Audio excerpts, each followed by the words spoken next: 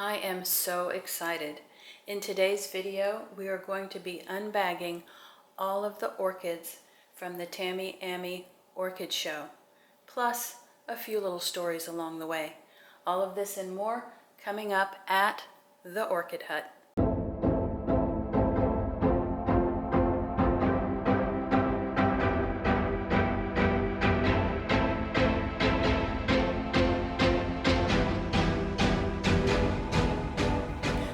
Back to the Orchid Hut. My name is Dana, and the only word I have for the Tamiami Orchid Show is simply overwhelming. You know, if you're an orchid lover, you really do need to try and make that trip at some point during your orchid growing hobby, because it was just spectacular, but seriously overwhelming. Now, as I'm unbagging all of these orchids today, I'm probably not going to get into the detail of all of the tags. I'll talk a little bit about the genera, possibly, but this is just a first look, and we literally got home late yesterday after having driven, I don't know, however many miles since Miami over the course of 2 or 3 days, but very tired yesterday when I got home and did that short little video last night before I went to bed. So today I'm really just kind of checking the orchid's condition and seeing if it's going to need a little bit of water, and if that's the case, I'm going to set it over to the side and then do that off camera after I'm finished with the video. So we're really just kind of looking and inspecting them. Now, a couple of nights ago when I brought them into the hotel room, I did water most of them because they seemed a little bit dry. So I'm not quite sure what I'm going to find today, but we're going to look at it together. All right, so let's get started because I have a feeling this video is going to be a bit long. Okay, so the very first one, and I'll be taking them out of the plastic here as we go because there is, you know, just a lot of packaging involved here. And I apologize in advance for the crinkling. Okay, so this one is a Cattleya Brassavola nodosa cross, and it is a little bit damp in the sphagnum. It has a new growth here, cute little orchid. Let me just kind of pull all of these out. This one is another Cattleya.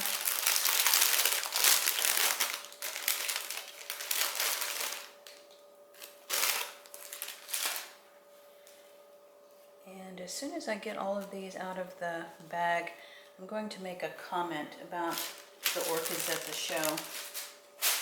And I'm literally just dropping the packaging on the floor as I go here. This one is a Vanda falcata, formerly known as Neofinetia. I'm very much attracted to the variegated leaves on this one. Okay. Now, I do want to make a comment about the orchids in general at the show. There were many vendors there who had orchids that were well established in the pots that they were growing in, okay? And those orchids were priced as such because they were specimen plants. There were other orchids there that were like this, flimsy little plastic pot, sphagnum moss. And when you looked at the pot, for some of them, you could tell that that orchid had been in that pot for a while because you could see that the roots had grown, okay? Not so much on these, okay? So you can't really see any of the roots in the sphagnum moss. And then there were other vendors there who were selling pretty much leaves. You know, they were bare rooted. The roots were pretty much dried and lacking, I would say, and that plant was going to need to be potted rather quickly and cross your fingers for new growth and roots somewhere along the way. I was very skeptical to try and buy any of the plants that were bare rooted. I figured with all of the trauma getting them to Houston and getting them in my environment, you know, I needed the best start possible, and a rootless orchid was probably not the way to go. Now these, because you can't see any roots in that sphagnum moss, these were probably potted sort of at the last minute. You know, the plant was harvested and or, you know, just put in these pots like right before the show. And so these are not established plants because I see no roots at all. This, you know, is a little bit iffy because whether this is going to take off and do well, I don't know. So the best thing to do at this point is going to be not to disrupt these plants any more than what has already occurred. And cross my fingers that they will take off in this sphagnum moss. And then in a year, maybe longer, you know, they can go into a bit of a better pot. The difficulty is going to be, for me, keeping these hydrated properly with this sphagnum moss because I really don't have orchids planted this way in my environment. But through the winter, you know, it will probably be okay, and then I'll have to figure out what to do for the spring. All right, so these are the first three, and I'm going to take a little bit of a break on the camera so that I can set these aside, and then I'll come back with the next bag. Okay, be right back. Okay, the next bag. There's going to be a little bit of crinkling here. I will try not to do the important talking while the bag is crinkling.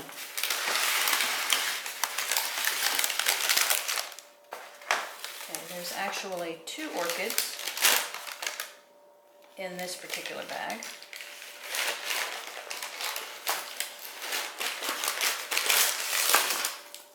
And the first one is a Tulumia, and this was the bloom that was sticking out of the bag in one of my photos that I posted. Let me get the little stake fixed here, and then I'll get the orchid back on camera a little bit better. You know, traveling with this many orchids was a new experience for me. You definitely have to love them to cart them in and out of hotel rooms. Okay, so like I was mentioning to one of the fellows who was shopping next to me during the show, you know, you're really not buying these orchids for the bloom of the moment. I mean, yes, the bloom kind of tells you what you may get again at some point in the future, but a lot of times the blooms are on decline and or they're going to blast on you anyway because of the moving about into different environments. So this is a little Tulumia, and it has a bloom on it, so I can tell, you know, what I'll be looking for in the future when the plant blooms for me.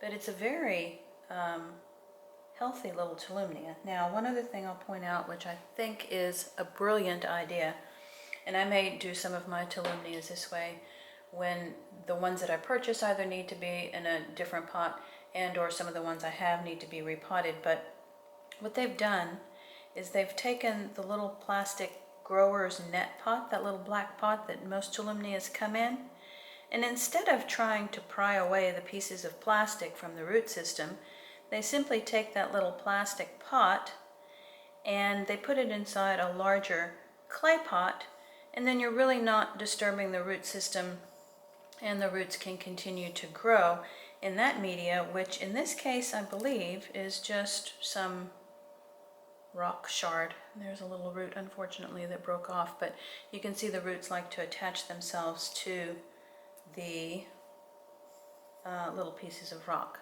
Okay, so that's one. And the other one in this bag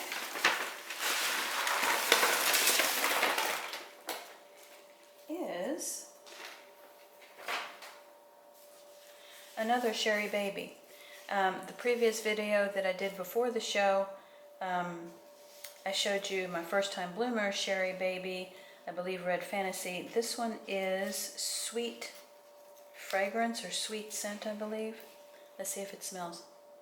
Yes, it does smell just a little bit. It has a fragrance. And I think the reason why a lot of these oncidiums indoors during the winter don't have a lot of fragrance is just because the temperature really isn't warm enough. But this is, you know, a gorgeous plant here. It looks like it's possibly, you know, a little bit of a climber with the pseudobulbs coming above the surface of the media. But this is a really, really nice plant. And some of them still have the price tags on them. This one was $25. You know, not outrageous. This is a you know, well-established plant in this pot. Okay, moving on to the next bag. Okay, let's see what this next bag has for us. There are 3 orchids in here. I have gotten my little cutters because I believe the cellophane on these is probably going to be a little bit too tight to just slip off. This one is Bellina. So, and let me see if I can get the picture oriented correctly here. They put a photo of the bloom on the packaging because, you know, not all of these are in bloom. And I tend to, in case you haven't already noticed, I tend to torture myself with many species orchids. And I say torture myself because they do sometimes tend to be a little less forgiving to grow. All right, now this one is an example of where this plant has established itself in that sphagnum moss, because you can see the roots growing. So this plant has been in here for a while. It also has a bloom spike there in the center, sort of unfurling itself. I fully expect that to blast. You know, if it blooms, that will be astounding. But, you know, we'll give it a go and see. The sphagnum moss is still a little bit damp here, so this one is good.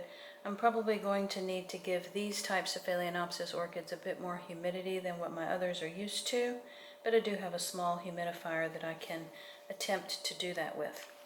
Okay, so next one.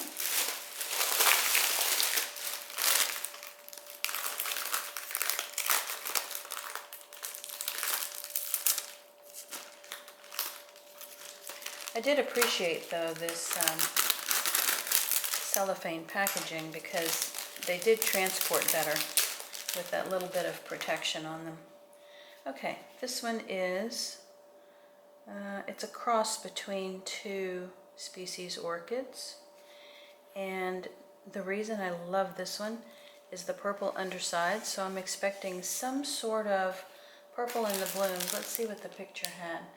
The picture on that package showed kind of a pink bloom. I'm not exactly sure the coloring there is accurate, but because of the purple under the leaves, I'm expecting some sort of purple-pink color in the blooms. But isn't that sort of a mottled leaf? Isn't that just gorgeous? Now, once again, there's a bloom spike here. Fully expecting that to probably not make it, but you know, we'll give it a go and we'll see. Sphagnum moss on this one is a little bit drier, so I'm going to set this one over to give it a little trickle of water. And this one is another Phalaenopsis. That's the photo of the bloom.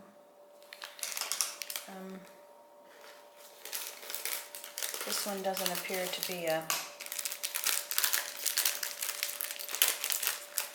species, but it might be a cross of 2 species. While I'm struggling with the cellophane here, just a little update on our weather. I'm hearing it starting to rain outside right now. We're in for a deep freeze coming up over the weekend. That should be fun. Okay, so again, this one is established in that sphagnum moss. I don't see, oh, there's the bloom spike right there. So there's a bloom spike on this one as well. Cross your fingers that some of these make it for me. All right, moving on to the next bag. Okay, so has anybody been counting how many orchids I have unpackaged so far? As soon as I'm done with this little segment, I'll go back and count, and then I'll let you know at the beginning of the next segment. Okay, so the next bag here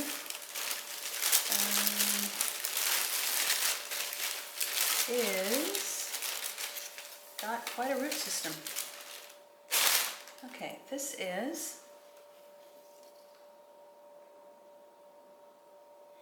a Vanda Lucernari, and it's a mounted Vanda on a piece of plastic, and it has a very well established long root system. This one has a bloom, but it's, you know, kind of on its way out here. They attempted to put a little fuzzy sort of packaging around the bloom, I guess to protect it in transport. I'm not sure that helps a lot, but in any case, you know, you get an idea of what the bloom will look like, but you're not buying this plant for the bloom of the moment. You're buying it to, you know, continue to have in your collection so that it can bloom sometime in the future. This one I'm going to set aside and give a good soak after my filming today. And then the next one is another Neofinetia falcata. And, you know, this one I think also could stand to have a little bit of water. And it's a little bit misshapen. Not exactly sure if that's from traveling or if that's just how it is, but yeah, I think that one will kind of straighten itself out. I'll probably put it, you know, the pot inside of a pot on this one and then let it continue to sort of relax a little bit and take its normal shape here. Okay, be right back with the next segment. Okay, so we were up to 10 orchids and this will make a dozen. And I'm only about halfway through. So I think after these 2 orchids, just so you kind of know what's coming up in the video, I will put some of my other orchid photos from the show after these next 2 orchids. And then I will come back and make a second video, part 2, for the rest of the unbagging from the show. Probably we're at enough orchids for one video, and yeah, kind of make there be something to look forward to. Okay, so this is number 11, and this is a species Phalaenopsis. And it is in bloom. Gorgeous, gorgeous little pink bloom. Very difficult traveling with an orchid that's in bloom. But of course, once again, you have to remind yourself that it's really not about salvaging the bloom. It's about knowing what this orchid looks like when you get it to bloom for yourself. And again, I'm attracted to the gorgeous mottled leaves here. And this one's in a clay pot. I can see some roots through the holes, so I know it has been established in there for a while. And yeah, really pretty. Okay, and then the next one.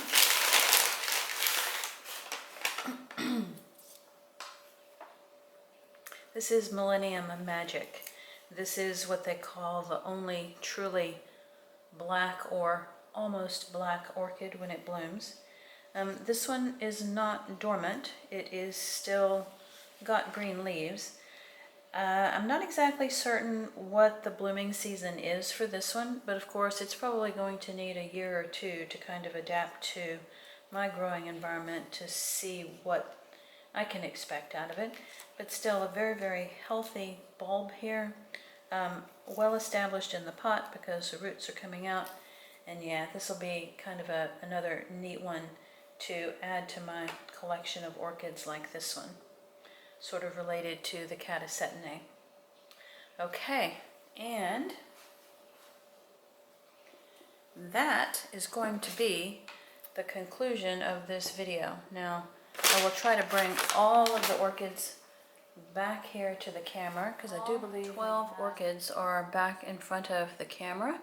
And this is part 1 of the unbagging, so be sure to stay tuned for part 2 of the unbagging, you know, coming up shortly.